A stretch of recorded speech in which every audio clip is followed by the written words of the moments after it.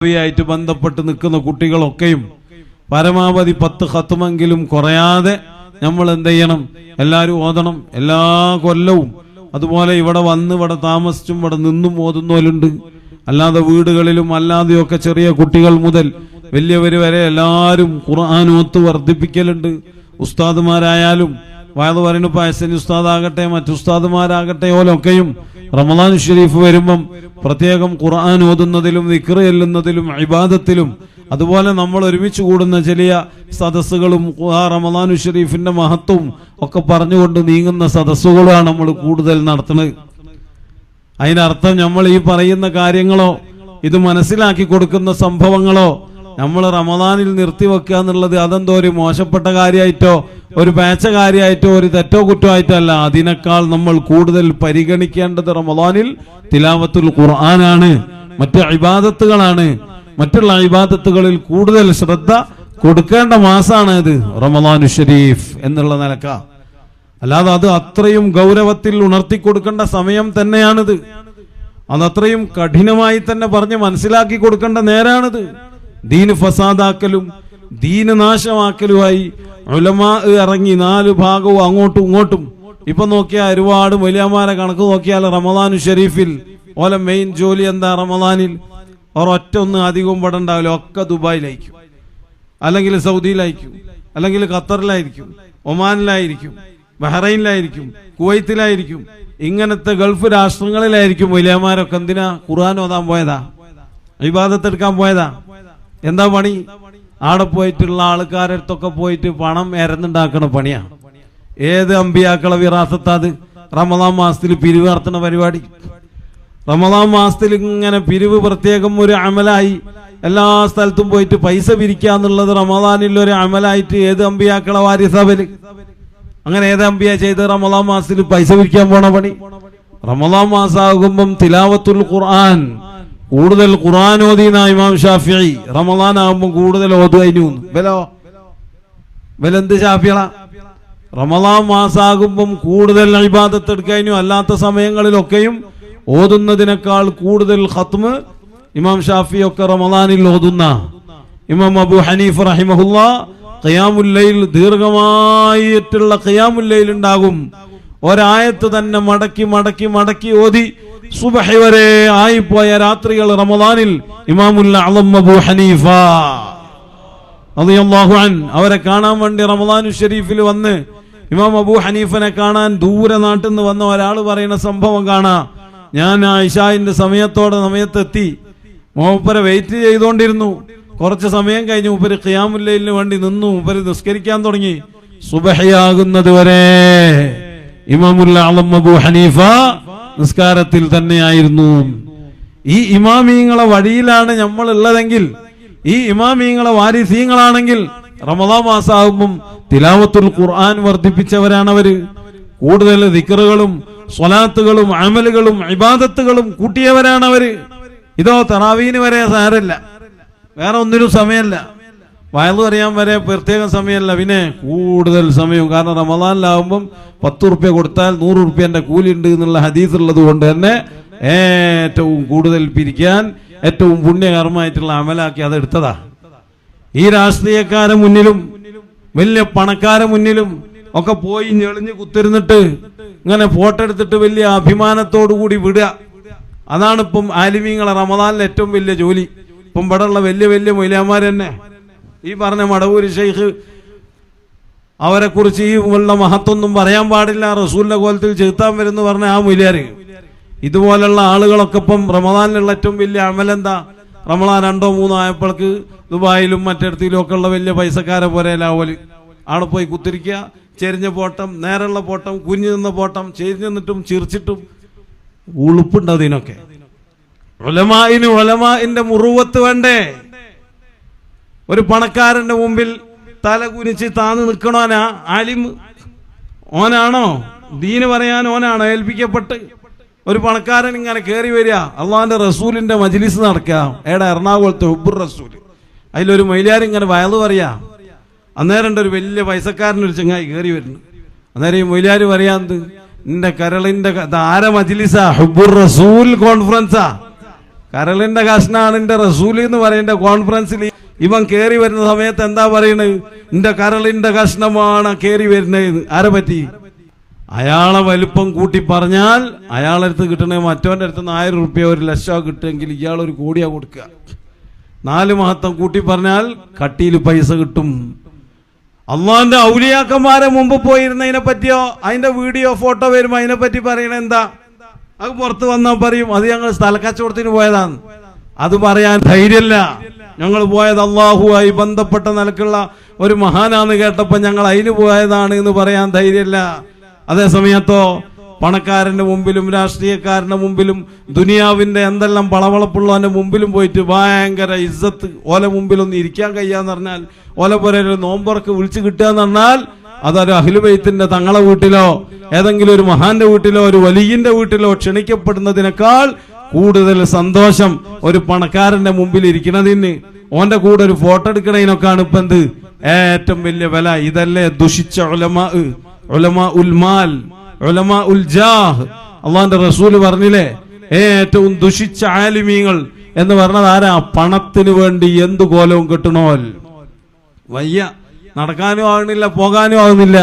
എന്നാലോ ഈ സമയത്ത് ഇതിനൊക്കെ വേണ്ടിയിട്ട് എവിടെ പോകാൻ? ഈ പണക്കാരെ മുന്നിൽ പോയി ഒച്ചാനിച്ച് സാധുവായിട്ട് കുത്തിരിക്കുക. അവരെന്താണോ പറയണത് ഓല് പറഞ്ഞു കൊടുക്കാം. മുജാഹിദും ജമാഅത്തും ഇങ്ങനെ വേറെ വേറെ ആയിട്ടൊന്നും നിങ്ങൾ കച്ചറുണ്ടാക്കരുത്.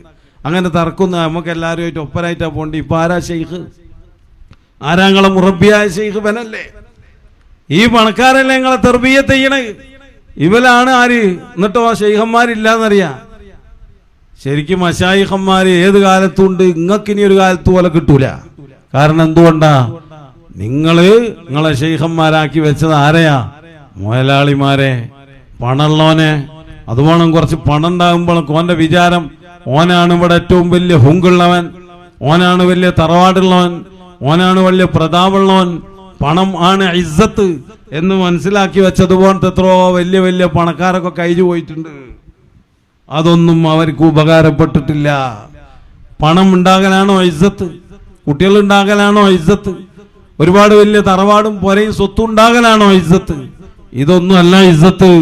മടവൂരിന്റെ ഇസ്സത്ത് നോക്കുങ്ങൾ ലോകൊട്ടാകെ പരന്നു കിടക്കുന്ന ശൈഖുന മടവൂര്. ഇത്ര ഇസ്സത്തുള്ള ആരാളെ? കേരളത്തിൽ ഇത്രയും വലിയ ഇസ്സത്ത് അല്ലാഹു കൊടുത്തു. പണം കൊണ്ടാണോ മടവൂരിന്റെ ഇസ്സത്ത്? മടവൂരിന് അല്ലാഹു കൊടുത്ത ഇസ്സത്ത് ഒരുപാട് സ്വത്തുണ്ടായിട്ടാണോ? വലില്ലാഹിൽ ഇസ്സത്തു വലി റസൂലിഹി വലിൽ മുഅ്മിനീൻ. യഥാർത്ഥത്തിലുള്ള ഇസ്സത്ത് ആർക്കുള്ളതാ? അത് അല്ലാഹുവിന്റെ ആളുകൾക്കുള്ളതാ. അവരോടുള്ള ഇസ്സത്തിലായിട്ടാ നമ്മൾ നീങ്ങണ്ടി. നിങ്ങൾ മനസ്സിലാക്കണ്ട. നിങ്ങൾ വയത് പറഞ്ഞോളി, പണം പിരിച്ചോളി, സ്ഥാപനം ഉണ്ടാക്കിക്കോളി, മദ്രസ നടത്തിക്കോളി, ദർസ് നടത്തിക്കോളി, എന്തു നിങ്ങൾ നടത്തിക്കോളി. പക്ഷെ ദീനുകൾ ഇടപെടുക, ദീന് കൈകാര്യം ചെയ്യുക എന്നുള്ള കാര്യം അത് നിങ്ങളെ ഏൽപ്പിക്കപ്പെട്ടതല്ല. അങ്ങനത്തെ ഒരു ജോലിക്ക് നിങ്ങൾക്ക് ആവൂല. 10 ആലിമീങ്ങളോ 40 ആലിമീങ്ങളോ 100 ആലിമീങ്ങളോ കൂടിയാൽ ഓൽക്ക് ഒരാളെ ഇസ്ലാമെന്ന് പുറത്താക്കാനും ഇസ്ലാമിൽക്ക് അകത്താക്കാനും ബൽക്ക് കഴിയോ? ഇസ്ലാം ആയിരുന്ന ബൽദ. ഇന്ന ദീന ഇൻദല്ലാഹിൽ ഇസ്ലാം. ഇസ്ലാം ദീൻ എന്ന് പറഞ്ഞിട്ടുണ്ടെങ്കിൽ കുറച്ച് വലിയമാരുതാണോ സമസ്തന്റേതാണോ ദീന്? ദീൻ എന്ന് പറഞ്ഞാൽ അത് അള്ളാഹുവിൻ്റെതാണ്. അള്ളാന്റെ ദീനിൽ ഒരാളെ എടുക്കാനും അള്ളാന്റെ ദീനിൽ നിന്ന് ഒരാളെ ഒഴിവാക്കാനും അധികാരി ആരാണ്? അള്ളാഹ് മാത്രം. അത് അള്ളാഹുവും അള്ളാഹുവിന്റെ റസൂലും അള്ളാഹുവിന്റെ ഔലിയാക്കന്മാരും അവരാണ് അതിന്റെ അധികാരികൾ. അതിലൊന്നും ഒരുത്തനും കയറി കളിക്കാൻ കഴിയൂല. ഇതൊന്നും തുടങ്ങിയിട്ടില്ല. നിങ്ങൾ വിചാരിക്കേണ്ട റമദാനിൽ എല്ലാവരും ഖുർആനോത്തിലും ഉസ്താദുമാരോടൊക്കെ പ്രത്യേകം വയതും സംഭവമൊക്കെ ചുരുക്കുക, അങ്ങനത്തെ കാര്യത്തിനും വേണ്ട. എല്ലാവരും പരമാവധി ഖുർആനോത്തും ഇബാദത്തും ഒക്കെ കൂടുതൽ ഈ മാസത്തിൽ അതിനുവേണ്ടി സമയം കണ്ടെത്തുക എന്ന് പറഞ്ഞതുകൊണ്ട് എല്ലാവരും ആ ജോലിയിലാണ്.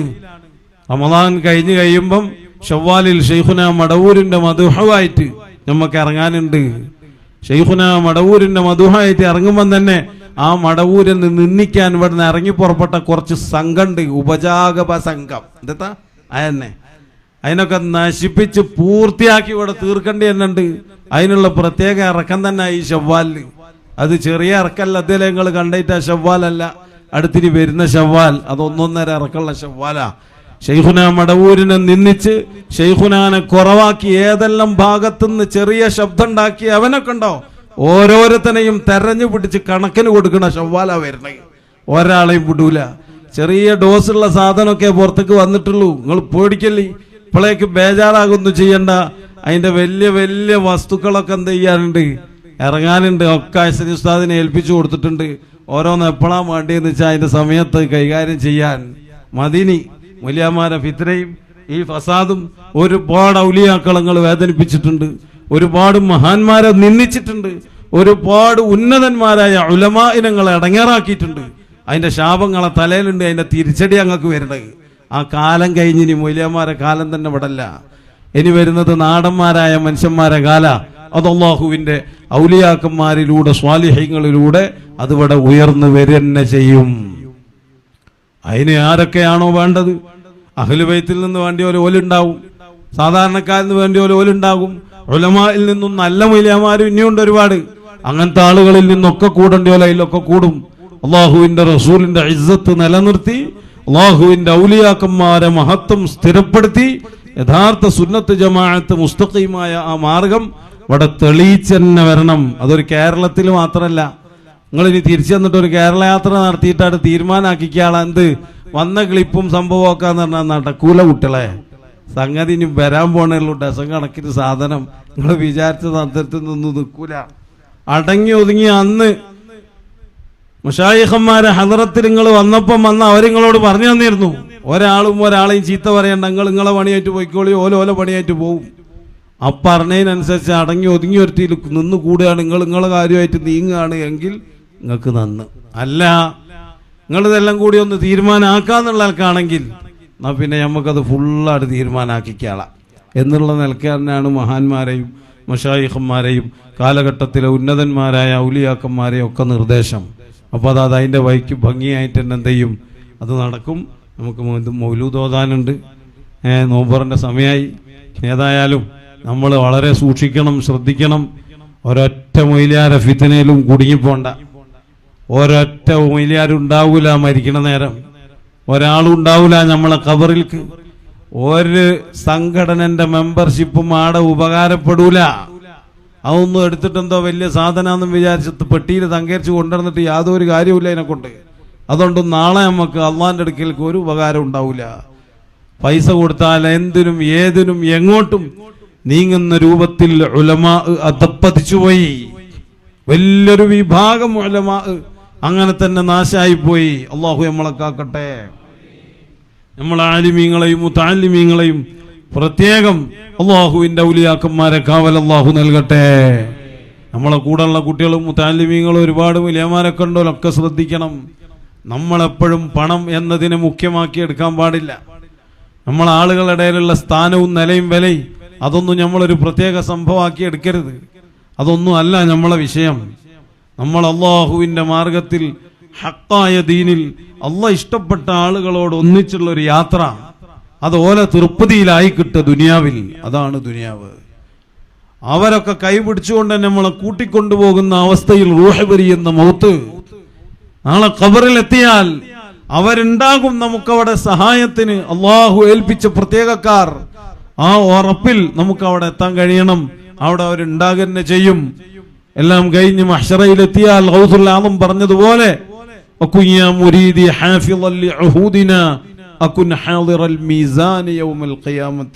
ഞാൻ ഉണ്ടാകും അവിടെ, എന്നെ നോക്കാൻ, എന്നെ കാക്കാൻ എന്ന് ഗൗസുൽ ആദം പറഞ്ഞിട്ടുണ്ടെങ്കിൽ അവരുണ്ട് എന്നുള്ള ഉറപ്പ് തന്നെ അവരുണ്ടാകുകയും ചെയ്യും. ആ നല്ല യഖീനിൽ നമ്മൾ നീങ്ങുക. ഈ ഉള്ള ഒരു ഫസാദിലും നമ്മൾ കുടുങ്ങരുത്. പല ഫിത്നയായിട്ട് പലരും വരും, പല കാര്യമായിട്ട് വരും. ഈ പറഞ്ഞ സംഭവങ്ങളും മശായിഖന്മാരെടുത്ത് ഒളിച്ചു വരലും ബേജാറും മുസീബത്തും കുടുങ്ങുമ്പോൾ സലാമത്താകാനുള്ള പാച്ചിലും വരവും മാത്രമല്ല, അല്ലാത്ത പല സംഭവങ്ങളും ഉണ്ട്. ജനങ്ങൾ അറിയണ്ടേ, നാട്ടുകാരറിയേണ്ട പല കാര്യമുണ്ട്. ഇതൊന്നും വേണ്ടാന്ന് വിചാരിച്ച് നമ്മൾ ഇതിനൊന്നും പോകരില്ല. നമ്മൾ പറയുന്ന കാര്യമായിട്ട് മഹാന്മാരെ കഥയും പറഞ്ഞ് അവരെ മഹത്വം പറഞ്ഞ് നമ്മൾ പോവും. വെറുതെ ഇങ്ങോട്ട് വന്ന് കുത്തി അടങ്ങാറാക്കിയത് കൊണ്ട് തന്നെയാണ് ഞങ്ങൾക്ക് ഈ വഴി പിന്നെന്ത് ചെയ്യേണ്ടത്, ഇതിലേക്ക് നമുക്ക് ഇറങ്ങേണ്ടി വന്ന്. ഇറങ്ങിയമ്മക്കൻ ഇത് പൂർത്തിയാക്കിയിട്ടേ നമ്മളതിൽ എന്ത് ചെയ്യുന്നുള്ളൂ, കയറുന്നുള്ളൂ. അതുകൊണ്ട് റമദാനിൽ നിങ്ങൾ ഖുർആനോത്തും ദിക്റും ഒക്കെ ആകുക. ഞങ്ങളോട് പറഞ്ഞണല്ലോ, ഒരാളും ഈ ഗ്രൂപ്പുകളിലോ മറ്റേലോ ഒന്നും ഇങ്ങനത്തെ ചർച്ചയ്ക്ക് പോകരുത്. ആ ചർച്ച എന്തോ തെറ്റായതുകൊണ്ടല്ലേ ഇപ്പോൾ അതിന് വേണ്ടിയല്ല സമയം ഉപയോഗപ്പെടുത്തേണ്ടത്. ഇപ്പോൾ ഖുർആൻ്റെ തിലാവത്തിന് വേണ്ടി ഉപയോഗപ്പെടുത്തുക. അതുപോലെ ഓരോ 10ലും ചെല്ലേണ്ട ദിക്റുകളുണ്ട്, കൂടുതൽ ചെല്ലുക. ഞാൻ റമദാന് മുമ്പ് പറഞ്ഞില്ല, എല്ലാവരും സ്വലാത്ത് കൂടുതൽ റസൂലുള്ളാഹിന്റെ പേരിൽ ചെല്ലുക.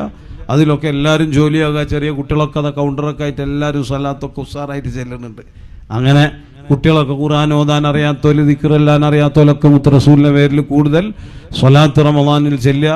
അങ്ങനെ നല്ല മക്കൾ, നല്ല കുടുംബം, നല്ല വീട്, പട്ടിണിയാണെങ്കിലും ഇടങ്ങേറാണെങ്കിലും നമ്മളെ റമദാൻ നമുക്ക് ഏറ്റവും ഭംഗിയിലും ഇസ്സത്തിലും അള്ളാഹിന്റെ നോട്ടം, സ്വാലിഹീങ്ങളുടെ നോട്ടം, റസൂലുള്ളാഹിന്റെ തിരുനോട്ടം ഉള്ള വീടായി, കുടുംബമായി നമ്മളെ വീടും മക്കളും മഹലും ആക്കി അള്ളാഹു തരട്ടെ.